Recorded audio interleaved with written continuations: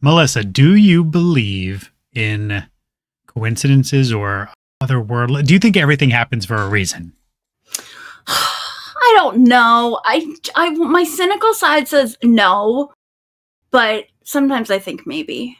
Okay, because two things happened today, two completely unrelated events. So whenever we release a new episode, I like to watch the episode the next morning. Something about it, I used to do this with my shows too, like something about, you've seen it 100 times, but something about seeing it on YouTube, on TV, like just watching the finished product, right? That makes sense. So this morning I sat down with my cup of coffee, was listening to Rob's interview, and we got to the part about the sad airplane story where they were all on the plane with David's remains and people were coming up to him.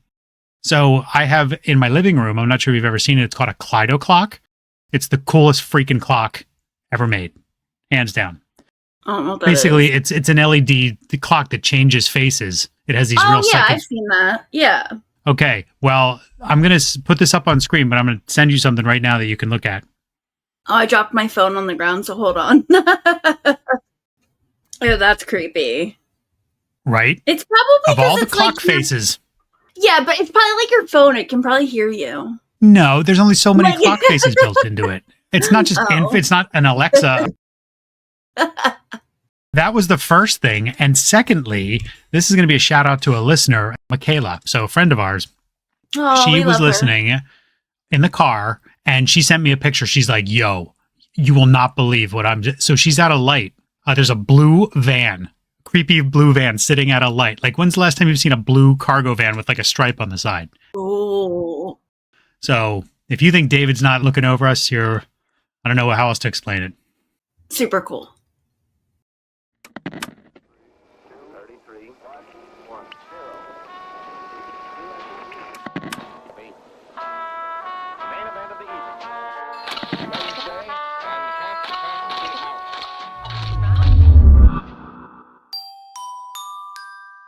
It's Tuesday, and you're listening to Murder Unscripted.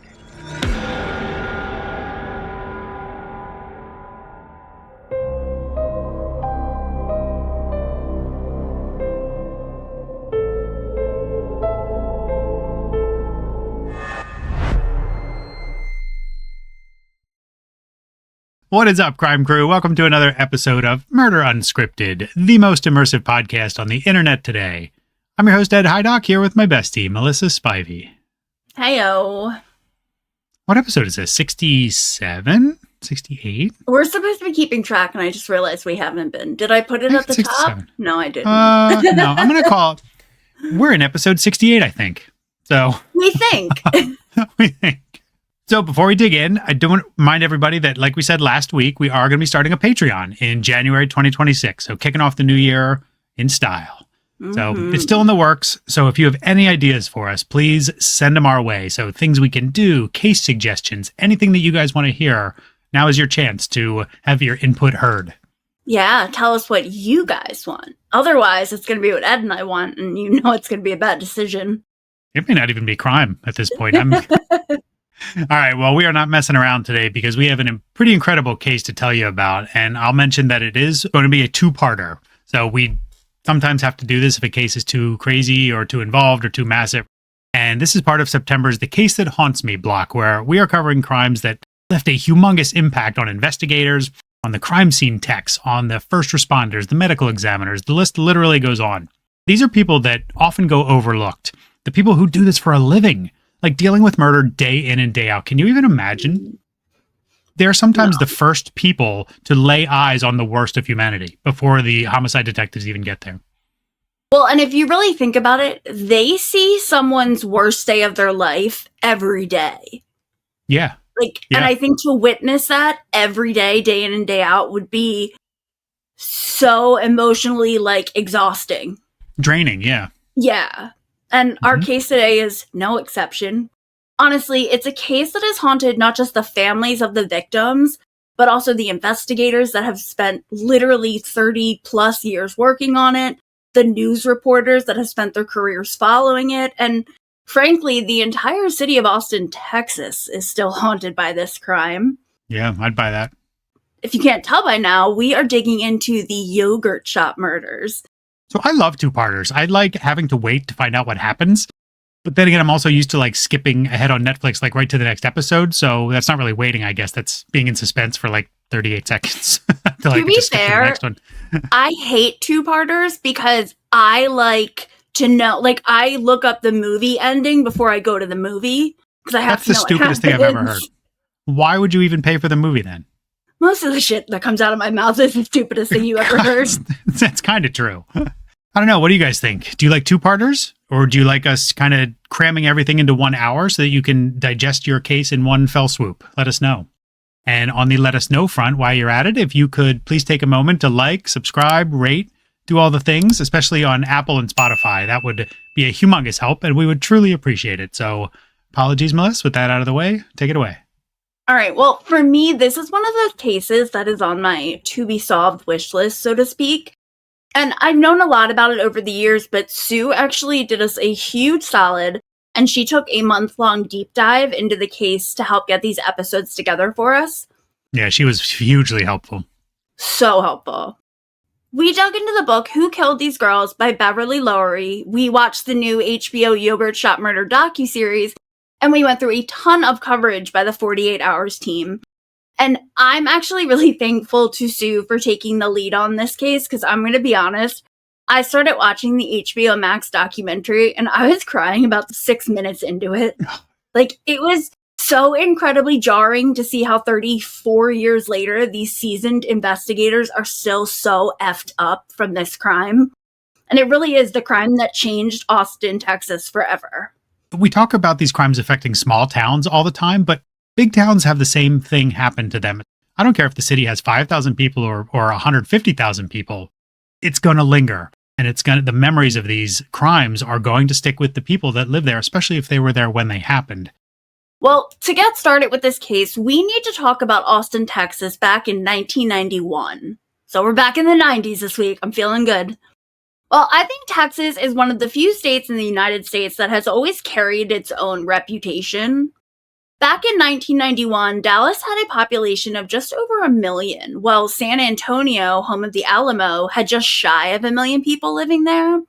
Austin, it kind of ended up being like a little sibling city with a population of just about 500,000 people.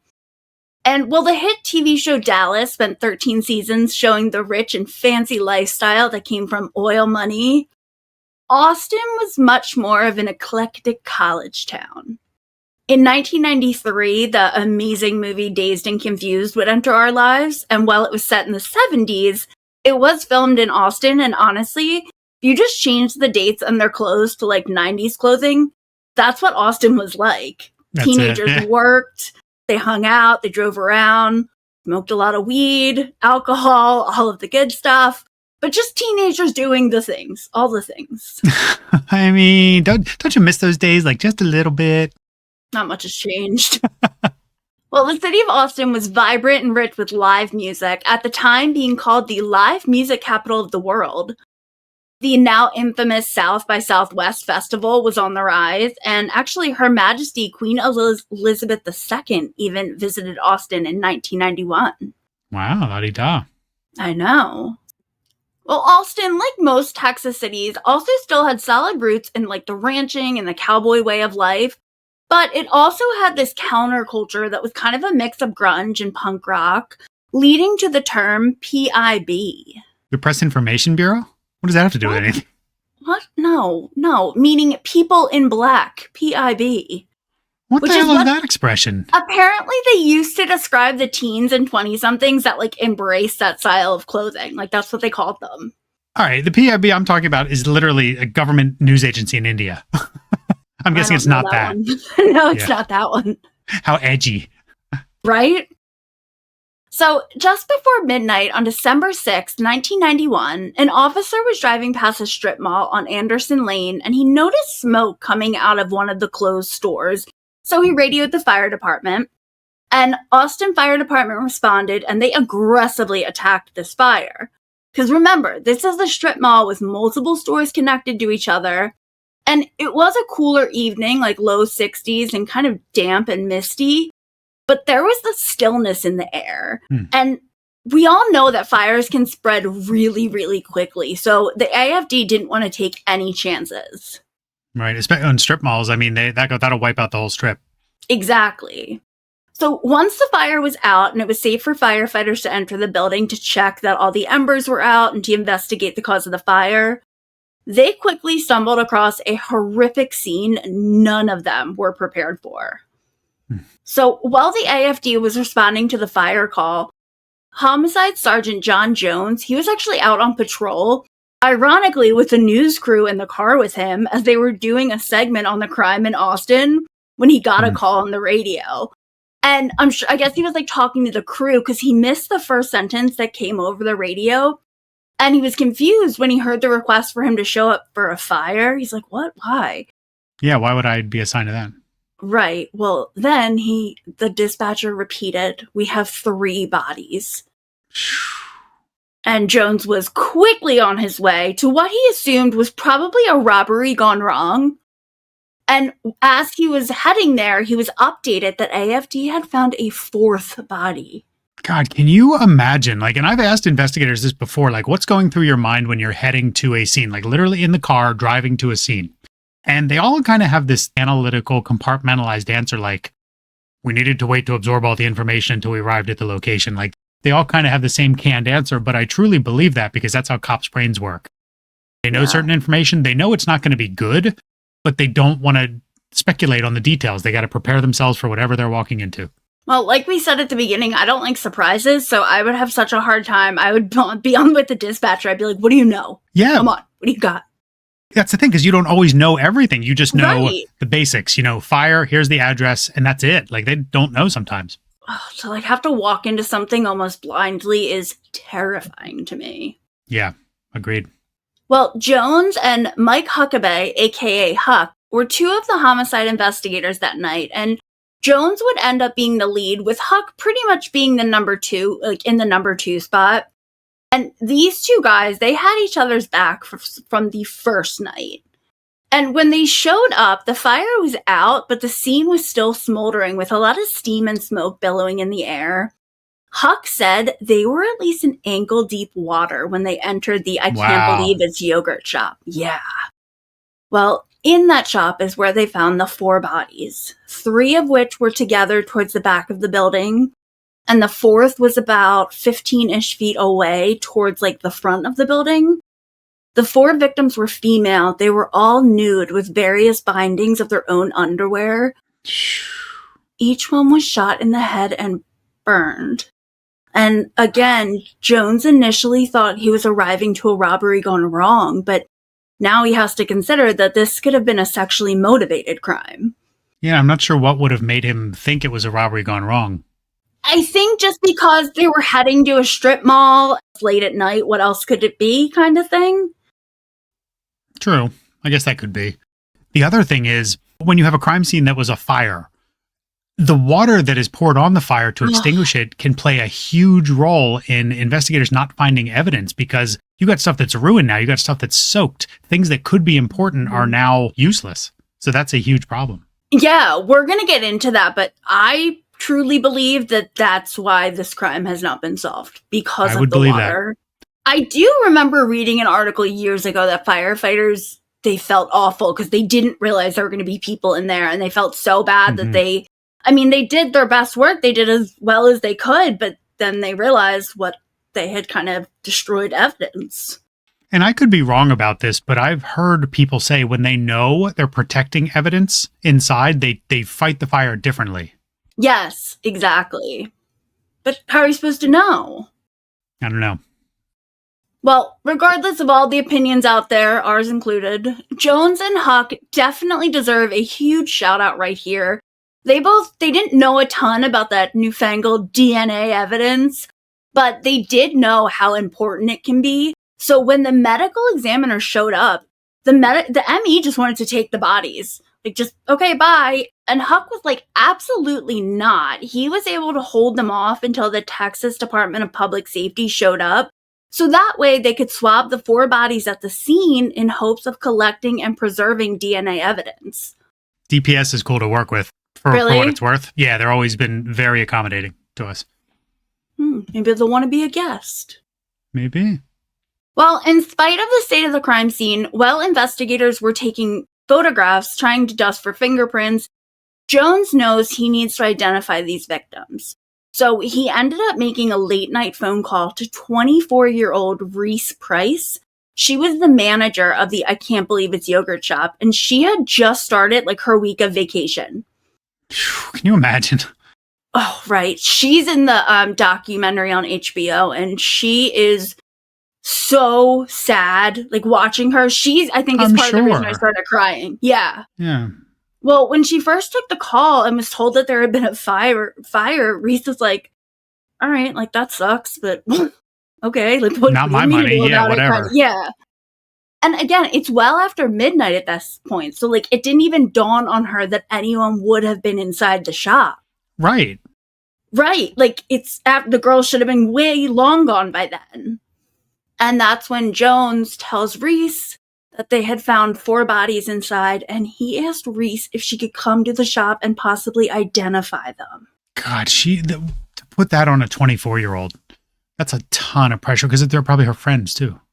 We're going to get there, but it's clear that she's haunted by this still. I believe it. So Reese drives to the shop, and she walked into such a horrific scene. And this is where we have to go into a little bit of graphic details. When Reese arrived on the scene, she said it was just chaos with all the lights and sirens, and the media was all over the place already. So they led her through the front of the store, and when she was shown the bodies, she said, quote, "There was nothing there to identify. They didn't have faces. No clothing. Fire is very destructive. It's not forgiving," end quote. She's right. That part of the document, when she said they didn't have faces, I got goosebumps. Think about something in a fire.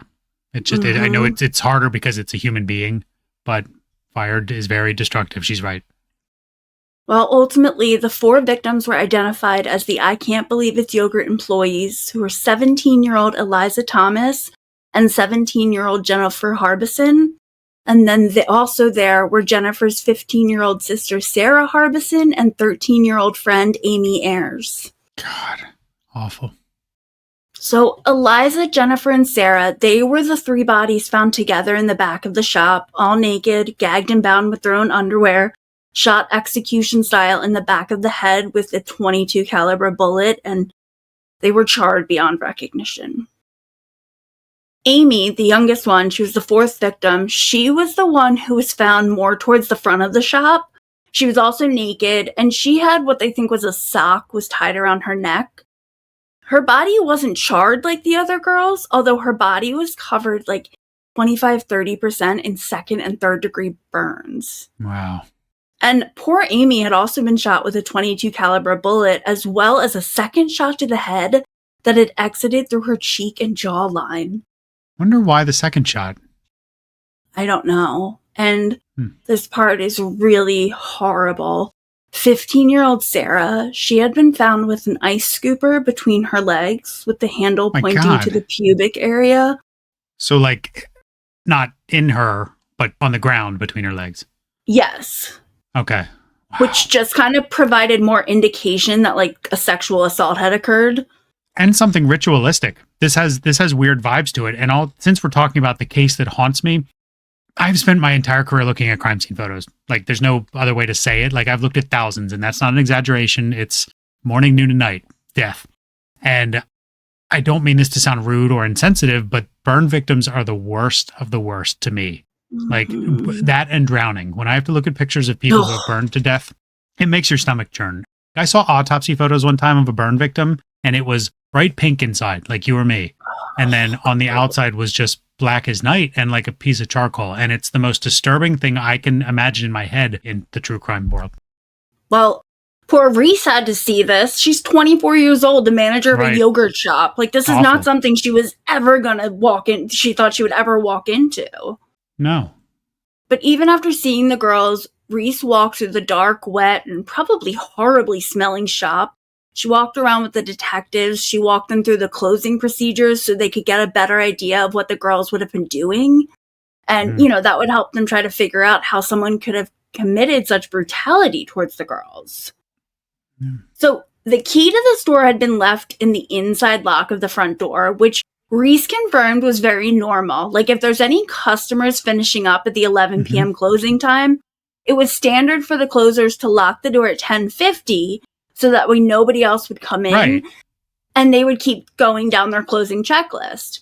They leave the key in the door, lock it, and then just continue with their stuff, and then knowing they'll go back and take the keys later. Yeah, especially when somebody, and like they leave it in the door so that way people can get out, I think, as well. Okay. Yeah. So Reese notices that the girls, like the toppings had already been put away and the yogurt machines had been cleaned, but the gaskets were still off of the machine. And there was a bucket and step stool ladder still out, and the sink was still filled with water. So it sounds to me that was an indication that the girls actually did that it wasn't part of the crime. Like they had filled the sink to either finish dishes or washing these heads for the machines and stuff, and they were interrupted by whatever happened.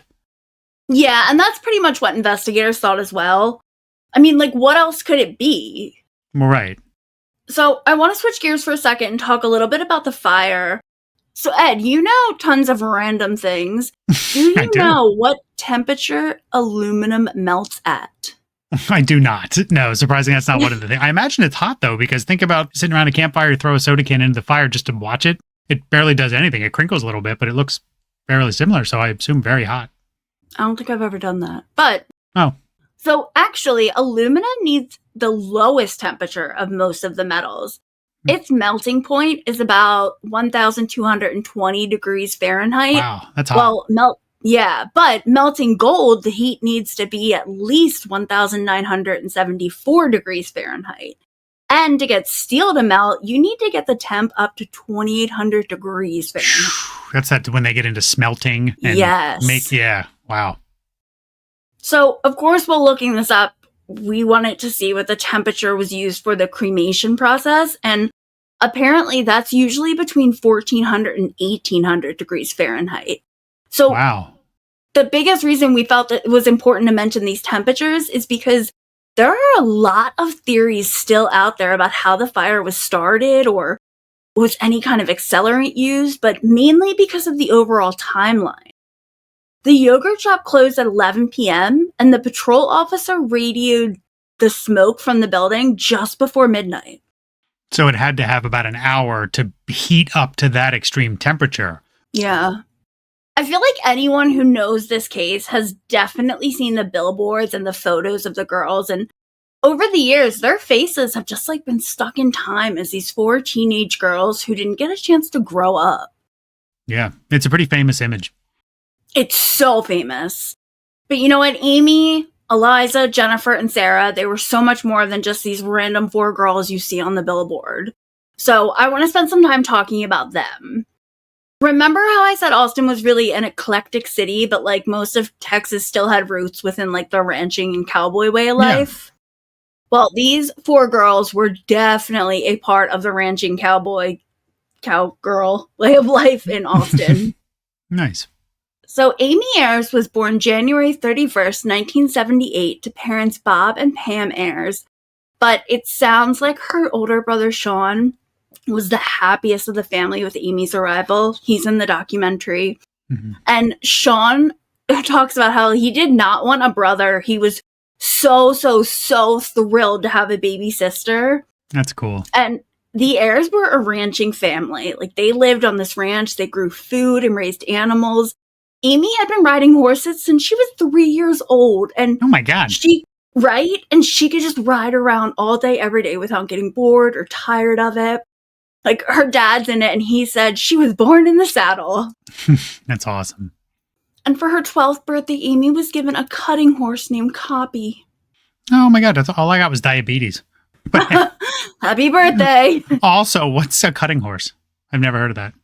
I thought you might ask that, and I didn't know either, so I looked it up. Well, that's awfully intuitive of you. Riding a cutting horse is a type of ranch rodeo sport where the rider is trying to like separate a cow from the herd and keep it from rejoining. Oh. Yeah, so Sean would say there is no kid version of riding a cutting horse, and Amy was just like a natural at it. Actually, her dad talks about if he was having issues with any of the colts on the ranch, he would tell Amy to go out and ride them, and after a few days of Amy working with them, the Colts would be manageable for everybody else. She sounds like a badass little kid. Right? She was so cute. Wow. And I love this part about Amy. She and Sean were raising pigs, and she loved her pigs so much, she would put them on a leash and take them for walks. Okay, that's adorable. Isn't that so cute? Yeah. Amy was definitely all cowgirl. She wore her cowboy hat to school. She loved animals. She wanted to be a veterinarian. She enjoyed spending her time with her family. She liked to do needlework. She raised animals. But most of all, becoming an active junior member of the local chapter of FFA, which is Future Farmers of America. And she loved spending time with her best friend Sarah at the local barn. After her death, classmates at the local middle school celebrated Amy's 14th birthday by planting and dedicating a tree to her, like in the school courtyard. That's really cool. Yeah, it had a memorial marker, and they placed a time capsule with the tree. That's cool. I love that because that came up in Sarah Yarborough when they had that bench with the statue and her books. That's a constant reminder. And that tree will hopefully be there forever for many generations to know who this girl is. Stop it. And Sarah's had the little dog. That was so sad. But what a remembrance. Yeah. Well, Amy's best friend Sarah is Jennifer Harbison, and she was born on October 28th, 1976. And she was the second daughter to Mike and Barbara, and she was the younger sister to one of our other victims, Jennifer Harbison. So the parents would divorce a few years after Sarah was born, and the girls ended up living with Barbara and their stepfather, Skip, although their dad, Mike, was still very much a part of their lives. And Sarah, much like her best friend Amy, was very active in the FFA. Sarah and Jennifer were actually raising lambs as their FFA project, and these girls put in the work. Like, they were going to the barn before and after school every day to take care of the animals. They were responsible for all the care. So, like, that meant they handled the feeding, the mucking of the stalls, the grooming, and anything and everything that the animals needed. That makes you so responsible. Like, when you become a young adult and an adult, you have learned from an early age what it means to work hard. And that goes such a long way. 100%. And these girls all seemed like such hard workers. Well, on top of the FFA, Sarah was part of the student council. She also played basketball and volleyball on the school team. And a few weeks before her death, she had just started dating her new boyfriend, Mike, who had given her his gold class ring. She reminds me of the victim. Was it Mandy Stavik, who we recently covered? She was in like a million different activities and was like good at all of them. All of them. Every single one. Yes. That's what she reminds me of. Well, the Harbison girls went to Catholic school through middle school, and then they had both transferred to attend the public high school in town. So Sarah's older sister, Jennifer, she was born on May 9th, 1974, and Jennifer was definitely a spitfire kind of kid. At 5 foot, like nothing, and weighing 86 pounds, Jennifer was a star relay runner on the varsity track team. This girl was always on the move. Like, she wouldn't even sit down to eat a meal because she didn't like sitting down. She thought it was a waste of time. Yeah, she's like, I got places to be. Exactly. Her dad had purchased a new gold manual S10 pickup truck for Jennifer with the condition that she helped drive Sarah around, which is really what led Jennifer to her job at the I Can't Believe It's Yogurt shop. Like, she used her paychecks to help with the car payments. But Jennifer loved this truck, and this truck gave her the freedom to be on the move as much as she wanted or needed to be. And Jennifer had a serious boyfriend named Sam, and the two were hoping for him to get a baseball scholarship to a school so Jennifer could go there as well, and then they were going to get married. Oh, you know, it's high school love. That's... Yep. You always think it's going to end like that. Exactly. Yeah. Well, both of the Harbison sisters had their rooms decorated with photos of their friends, photos of like FFA and sports memorabilia, and Jennifer had made a big collage with the title, The Boots, the Jeans, the Dream, which was a big motto with barrel girls in the rodeo world. Oh, okay. Because I didn't know if I was supposed to know what that meant. No, I didn't, but I thought it was cool. It is cool. Well, Jennifer was rarely seen without her large-face Timex watch with a thick black band. She loved that watch. Oh, and she had just been nominated for the FFA Queen. Good for her. So I know some people like that, these kind of 4-H types, and that's a humongous honor, like the kings and queens of various festivals and events. I mean, that means a lot to them. Yeah, and she was so excited. So our fourth victim, Eliza Thomas, she was born on May 19th, 1974. Her parents also divorced when she was 7, and she spent a lot of her time with her younger sister, Sonora. They would go back and forth a lot between their parents' homes. Mm-hmm. And at 14, her parents let her decide where she wanted to live. And after continuing to split her time, in July of 91, Eliza settled full-time with her mom. Okay. And like the rest of the girls, and despite her mom's best efforts, Eliza was just as active in the FFA. She had also been nominated for FFA Queen, and she was raising a pig for her FFA project. Wow. And even though her mom, Maria, was much more into the arts and didn't really care for the farm world, she really did do her best to support Eliza. She even went to the barn occasionally to help muck the stalls and other odds and ends. That's hilarious. So speaking as a parent, that's really hard to do. To connect with your kid when you have nothing in common or you don't have any mutual interests and you just like very different things. So bravo to her if she was able to maintain this great relationship with her daughter, and it must have been great if Eliza chose to come live with her at 14. Yeah, and I like the fact that they kind of respected each other's differences, but also seemed to try to learn about each other's likes and dislikes. Yeah. Well, Eliza had dreams of going to Texas A&M and becoming a veterinarian, and this girl was impressive. She was really mechanically inclined, and she was a skilled welder. Shut up. Really? I know, right? Isn't that amazing? That is amazing. Well, it really came in handy because her most prized possession was a 1971 bright green VW Carmen Gia. Oh, Carmen Gia. Oh, man. Gia? Yeah. They're really cool cars. So they Really? I don't know if you ever I'm saw gonna them. have to look it up. Yeah, they're two-door coupes, but they have an Italian flair. I guess that's the best way I can put it. It definitely doesn't look like a VW that you would think of. Yeah, because in my head, I just think of a VW bus, but I know that these there's are other sporty. VWs. Yeah, they were sweet cars.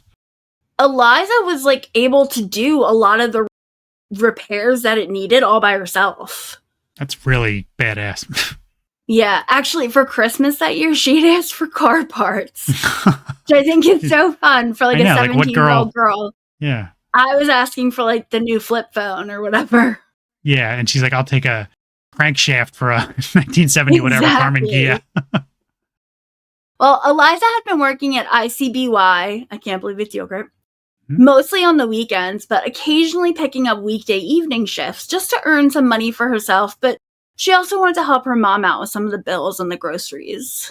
I absolutely love that, but it sucks at the same time to know how well-rounded and hardworking all these girls were, because when this kind of stuff happens, it always seems to happen to the good ones.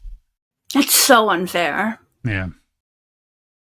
Well, I just want to recap a little bit about what we know happened in those last 16-ish hours before the Austin Fire Department found the girls in the aftermath of the fire. So all 4 of the girls attended school. Again, Amy went to the middle school, while Sarah, Jennifer, and Eliza, they all went to the barn to tend to their animals before school, and then they went to the local high school afterwards. Okay. So after school, Jennifer drove Sarah home and dropped her off, and then she went to see her boyfriend, Sam. He didn't go to school that day because he had been at his grandfather's funeral.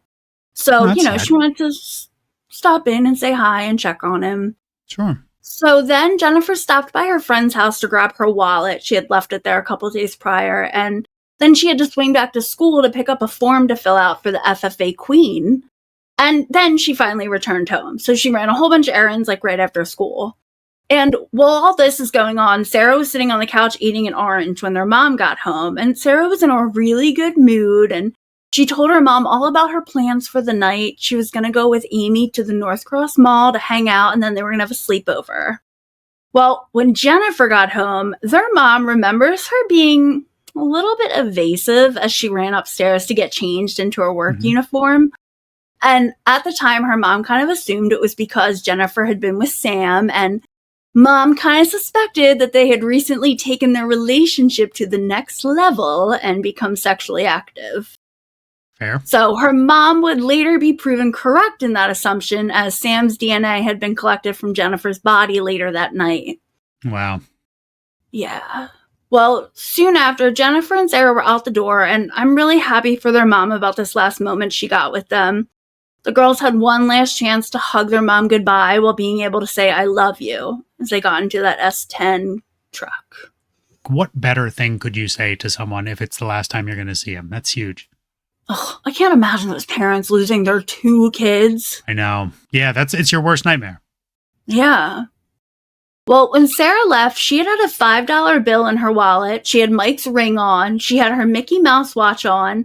And as always, she was wearing this gold cross necklace. When Jennifer left, she was in her ICBY white uniform shirt, dark pants, black sneakers, and as always, her black Timex watch. So the girls went to pick up Amy, who had been wearing her brother's leather bomber-style jacket, which actually, that never was recovered. Oh, you're kidding. Yeah, to this day, they have no idea what happened to it. Weird. So Jennifer dropped Amy and Sarah off at the mall, which was located about 2 to 3 blocks from the yogurt shop. And then Jennifer arrived at the yogurt shop on time to start her shift at 8 p.m. So Eliza had also been in a really good mood that day when she got home from school, since she too had found out about being nominated for FFA Queen. Man.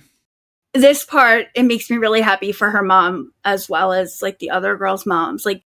Eliza had asked her mom to go to the barn with her after school that day because she needed to give her pig Stony an injection. And with this pig being 250 pounds, she needed an extra set of hands. And despite we know that this was not her mom's favorite thing to do, but she went with Eliza and they enjoyed that little bit of time together. Can you imagine? So I'm picturing Eliza's mom as this person who has no business inside a barn, but then these two are manhandling this gigantic pig. That had to be a core memory that stuck with the two of them. Yeah, it's kind of comical when you think about it. Yeah, that's really funny. When the two of them got home, Eliza got changed and she got to the yogurt shop because she started her shift at 7 p.m. that night. Okay. So I've come across a couple sources saying Jennifer went to pick up Sarah and Amy from the mall, but others say that the girls walked the 2 to 3 blocks to the yogurt shop. I don't really think it's a major deal either way, but Sarah and Amy were at the shop and they ended up getting a pizza and just kind of hanging out. And they were going to help Jennifer and Eliza with their closing duties because, then the plan was for Jennifer to drive the 3 of them back to their house for a sleepover. Right. Yeah. So Maria, Eliza's mom, she had actually stopped in the shop at about 9:30 p.m. that night. And Eliza was on the phone with her little sister, Sonora. She was trying to convince her to ride her bike to the shop to come hang out too, which is something they had been, they had done a million times before. And the only reason Sonora didn't go was because her dad wasn't home and she didn't have his permission. Yo, that's nuts, because what if she would have came too? Oh yeah, she's in the documentary and she has even said she would have been the 5th victim that night. I could see any kid her age just being I don't have dad's permission, but I'm going to go anyway. And then go real think quick. about what I'll could get have back happened. before he. Yeah. Uh-huh. Wow. Well, scary. According to ICBY regulars who were still at the shop around closing time, they were able to confirm that Eliza locked the front door, she flipped the sign to close, and the girls started their closing duties. And according to the register records, Eliza keyed in a no sale at 11:03 p.m., which at this point still cannot be confirmed if that was done on her own or if she was being threatened by someone as a robbery. Although we should note that the money from the register was ultimately missing. Yeah, because that's you can do that if you just need change for yourself. You want to change this 20 into a couple 5s. So it could have been her. But it's, to me, the fact that money's missing is a sure sign that robbery was the motive and that the other stuff was all kind of an afterthought, which is sick because think about this. Whoever would have done this had 4 girls to deal with. And Seriously. I'm not sure if one or all of them were sexually assaulted, but you have to tie them up. You have to control them. And so I'm thinking multiple suspects right away. And you do what you're going to do, and then you torch the place to kind of cover up the crime scene. So it's super risky, even at 11 o'clock at night, in my opinion. No, I totally agree. It's such a risky crime. I still don't know how we don't know who did it. Yeah. Well, during the crime scene investigation, Jennifer's body was found the closest to the melted steel shells. And there were exploded cans of toppings, there were cleaning supplies, and there was some paint around her. And her Timex watch stopped at 11:48 p.m., marking the time of the fire's most intense heat. Yeah, then you have, so now we know 11:03 is when that no sale was made, and then 11:48. So now your window's getting even tighter. So again, great for the 45 investigation. minutes. Yeah. How did this all go so wrong in 45 minutes? Unreal. Well, Sarah had been found about 3 feet from Jennifer. Her clothing was in a neat pile by the back door with her Mickey Mouse watch, Mike's class ring, and her wallet that still had that $5 in it, while her gold cross necklace had melted around her neck. God. So this was an incredibly hot fire, and had it not been reported when it was, any evidence that they were able to collect would have absolutely been destroyed. Absolutely, yeah. And it's so hard to tell what's even evidence at that point. Because again, everything's soaking wet. Yeah. Good luck. It's covered in soot. It's soaking wet. It's just all so damaged at that point. Yeah. Well, Jones and Huck absolutely had their work cut out for them. The homicide team started by digging into the girls' lives. No matter where they looked or what they looked for, the girls just came up annoyingly squeaky clean, they said. The boyfriends, Sam and Mike, they were very quickly ruled out, and even at one point, they made positive identifications about some of the belongings that were recovered. Eliza had actually just recently broken up with her boyfriend, and even though he had been messing with her a little bit, he had one of his friends call the yogurt shop the night before when she was working and ask about every single flavor and the toppings they carried, because teenage boys are teenage boys. But he too was very quickly ruled out. That's so petty, and I'm here for it. Like, I love it because it's harmless, you know? It's like, break up with me, I'll show you. I'm going to call and ask every flavor you have. That's I would have funny. done that shit, yeah. Yeah. Well, Jones and Huck were able to track down every customer that had paid with, a check, because you could still pay for things with check then. You still can, Melissa. That's so weird. Who has a checkbook? You can go to Giant and pay with a check, but go ahead. I did not know that. Well, they were able to track down every customer that had paid with check or card that night while asking anyone who had gone in for yogurt to please come forward to be interviewed. And this did provide a few strong leads. So one customer, she had gone in about 8:30 p.m. to get a strawberry sundae for her husband. And when she walked in, Eliza was at the register and Jennifer was taking and then making the orders. And this woman, she noticed two young men sitting at a table by the front door. One was sort of standing while the other was sitting with his back to her, and they were kind of huddled over a bag. And she said she didn't know what was in it, but it sounded a bit like a bag of marbles clinking around. It's weird. Yeah, weird. But she did tell police, she got a very uneasy feeling about the whole situation, and she almost asked the girls, if they were okay, but she just kind of ended up shaking the feeling off, and she left with her husband Sunday. I don't think it would stand out to me as strange. If I saw two teenagers huddled over a bag, I don't know if I'd think anything of it. I don't know if I'd even notice. I'm just in my own world. Yeah. Well, another customer that night had said that at about 10:30 p.m., he saw a man in a car pull up in front of ICBY. Not in a parking spot, though, but pulled up to the curb right in front of the shop, and he's just sitting in his car while it's idling. And it almost looked like he was casing the shop. By the time she was leaving, though, the white car was gone. See, same thing with this, though. I don't necessarily think this is suspicious. My eyesight sucks. I'll pull up right on the curb if I want to look at the hours of a store or something. Yeah. So I'm I could be confused. You know what I mean? But I guess when something of this magnitude happens, you want to go back and think of everything that happened that night that could be suspicious to maybe help point the investigators in some kind of direction. See, that I would have thought was weird. However, you saying that made me think maybe they had the menu in the window and he was trying That's to what see I mean. And he was reading. Yeah, that's yeah. true. But well, another witness tip was from the couple that had come in the shop right around closing time. They were regulars and very familiar with the girls, and they actually also ended up with an uneasy feeling. So while they were eating their yogurt, they noticed two guys, late teens or early 20s, and the guys were sitting at a table closer to the counter, and between the two of them, they had one drink.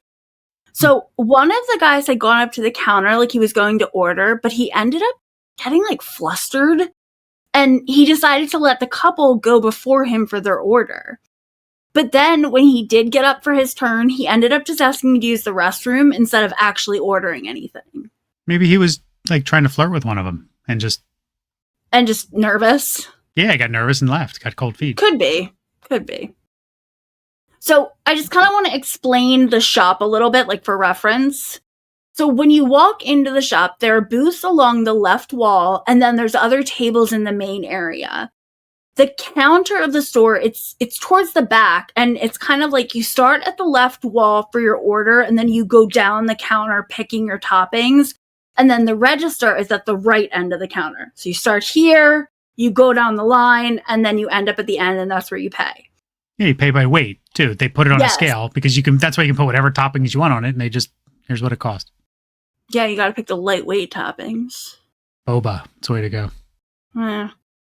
So then there's a little hallway after the counter that goes towards the back of the shop, and on the left is where like the sinks and storage would be, and on the right is where the bathrooms are.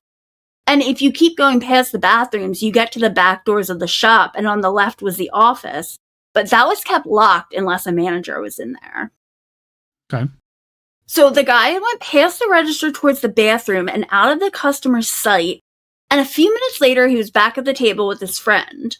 So as the regular customers were finishing and ready to leave, Eliza walked them to the door to let them out, because remember, the girls locked the door a couple minutes before 11. Mm-hmm. And this couple, they actually asked Eliza, are you girls like going to be okay? Like, is everything good? And they kind of gestured with their head like towards the boys. Mm-hmm. And yeah. Eliza didn't even seem fazed by them, though. She's like, no, like, we're good. And the couple was like, okay. So they just left with Eliza locking the door behind them. They even looked back at the shop a few times while walking and getting into their car, but they just sort of put it out of their minds and they went home. But what was it about them? Like, they weren't that suspicious. I guess they were. You don't get it. I get it because I worked alone at the tanning salon, like, late at night. And, like, there's certain people that just come in, and I had people be like, are you okay? Like, do you want me to stay? Like, I've had people actually sit in the tanning salon until other customers tanned and left because they felt so uncomfortable with me being by myself there. Interesting. I could see that, especially if it's a group of young girls where you don't see any male manager or some kind of older person there. You know, I could see that. Right. Well, there were so many calls that came in from the public with a ton of different tips. There are two other ones that I want to mention, though.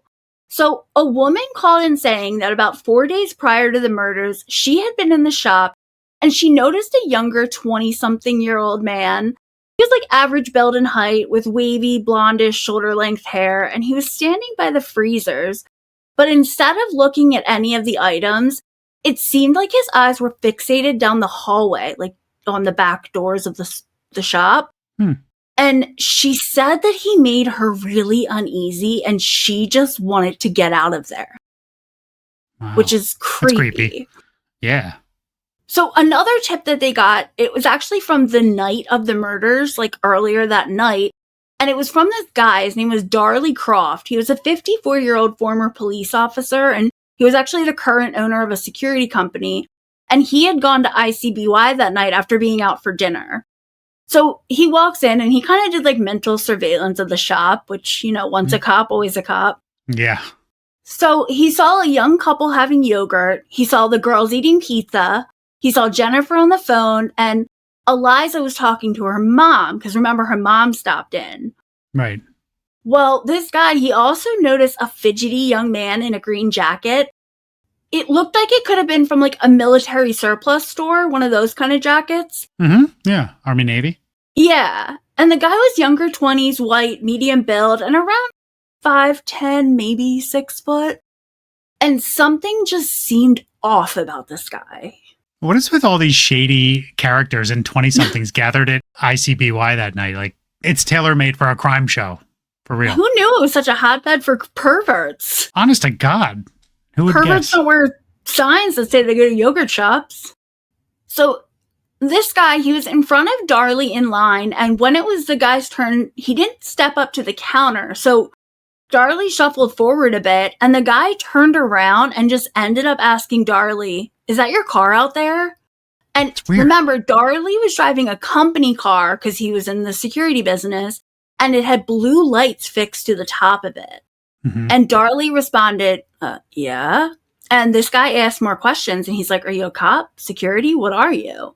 And again, this all seemed really odd to Darley, but he did tell the guy he owned a security company. So the guy finally steps up to the counter and asks Jennifer for a soda. By the time Darley finished giving his orders and got to Eliza to pay, he asked her where that guy went, to which Eliza said, to the bathroom.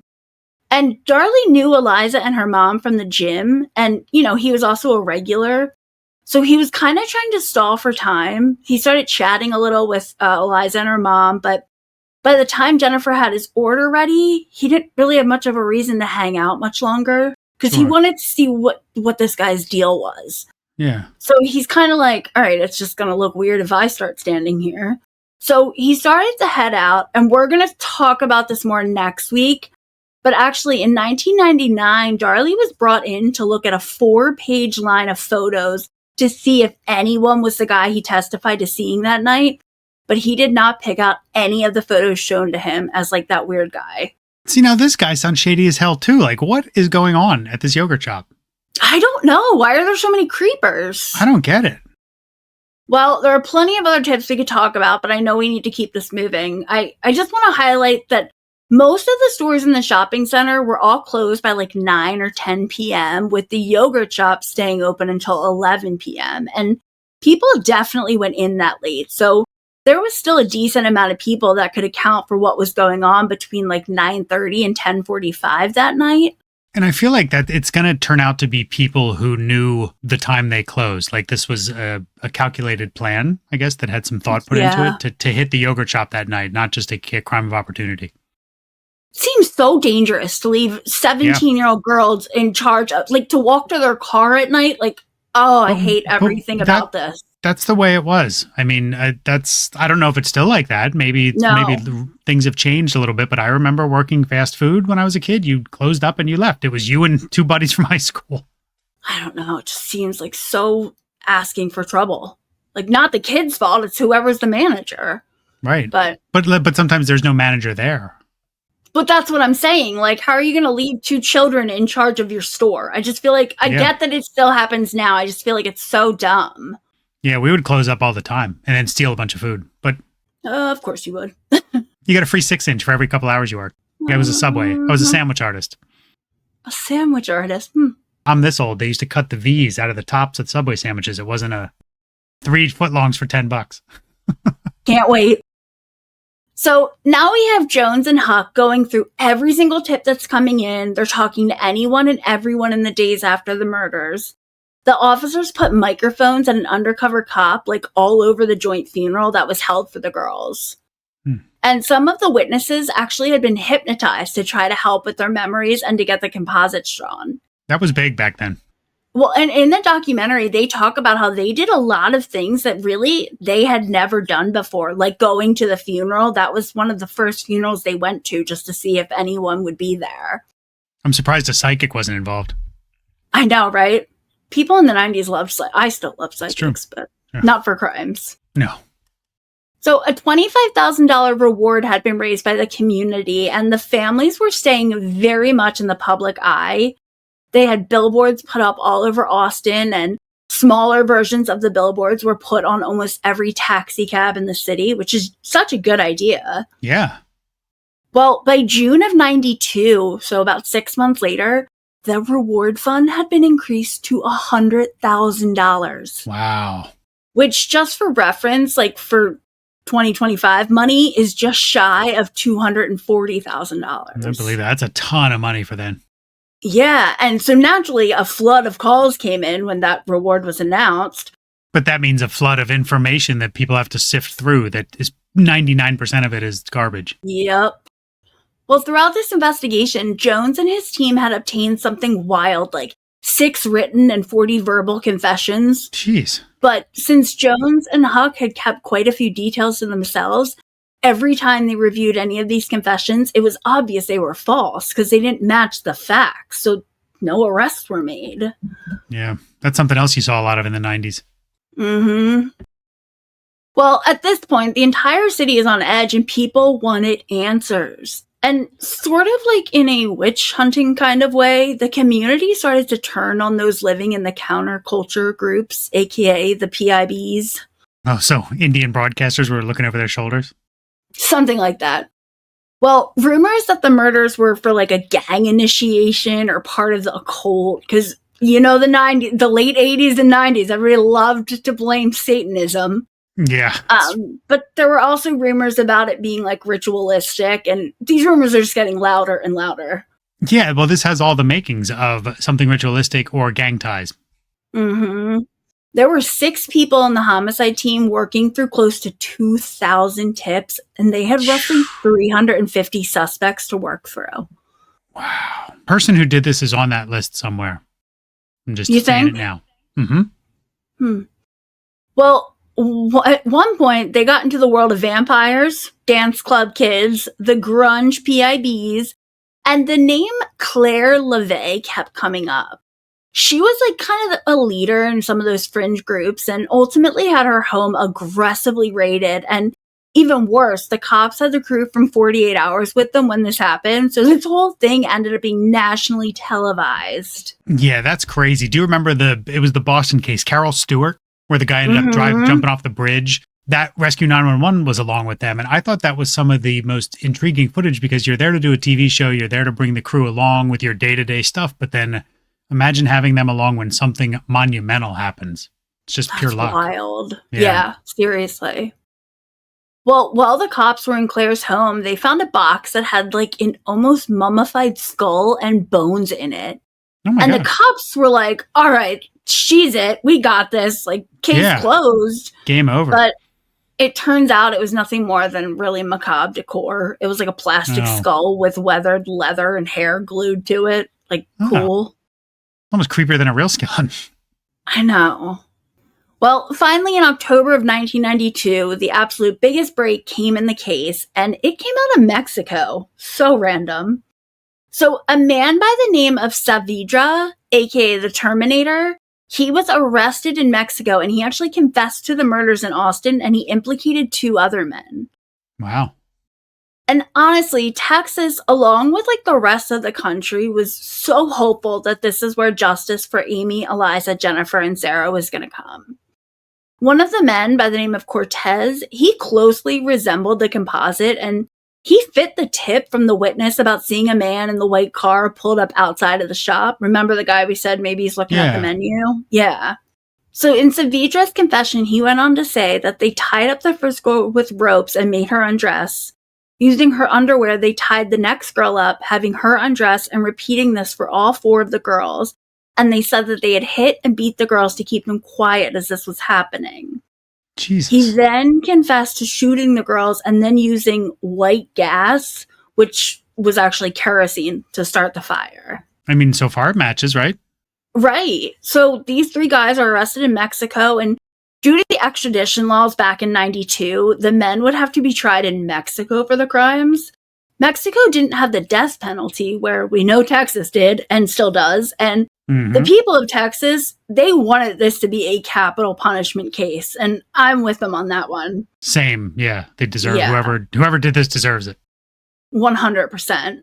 But an arrest is better than no arrest, so Huck was the one who got sent to Mexico to interview and review the confessions of these men. And it became so clear very quickly that this was just another false confession.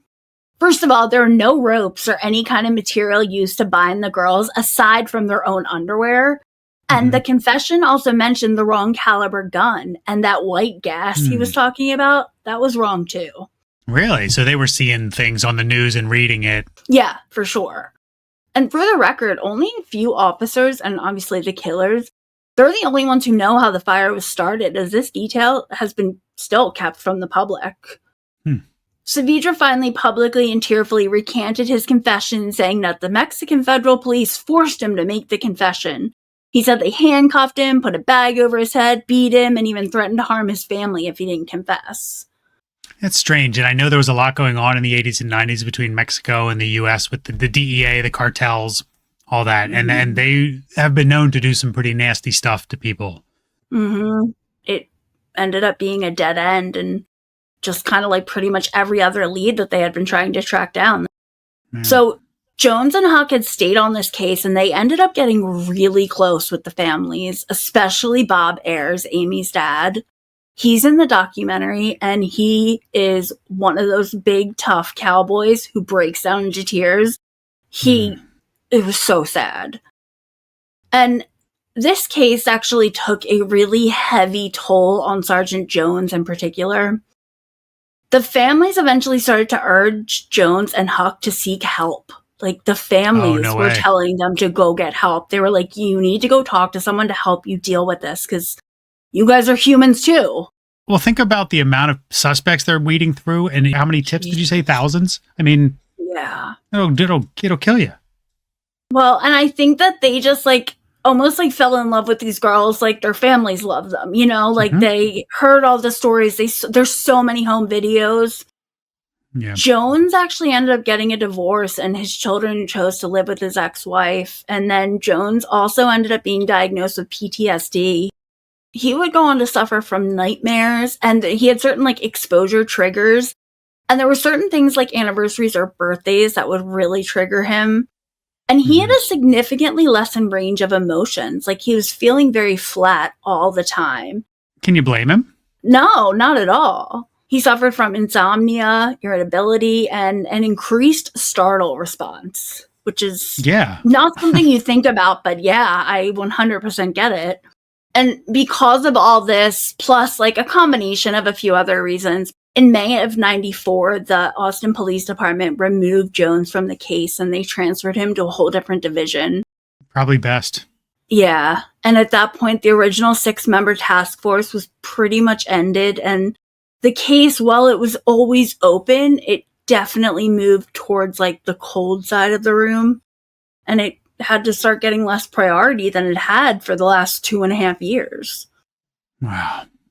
Well, that, my friend, is where we are going to end today's episode, because this has been a lot.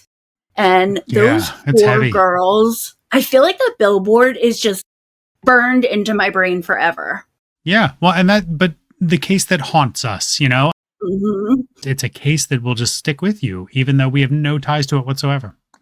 God, I hope it gets solved.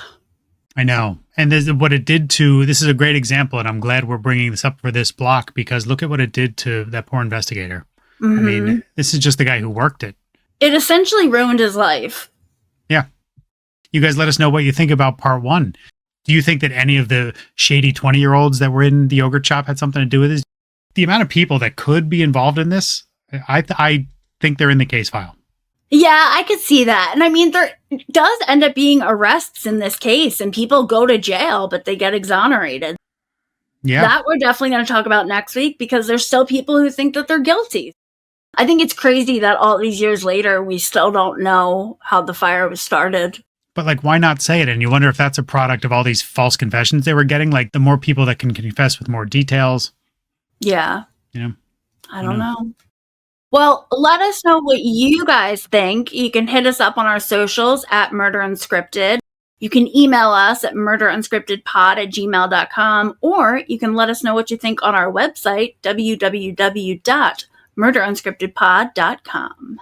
Well, yeah, great job, Melissa. And I'm definitely looking forward to part 2. And I may tell that one, just because you did a lot of the victimology. So if you're cool with it, maybe I'll host that one. I think you should. Oh, okay. Maybe I will.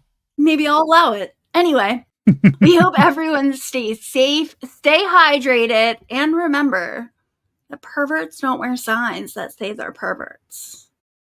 Whoever did this crime is the king of perverts. And I think it was multiple people, so multiple perverts. Well, and now we know that perverts hang out, like they like frozen yogurt, evidently. Yeah. I mean, I do too.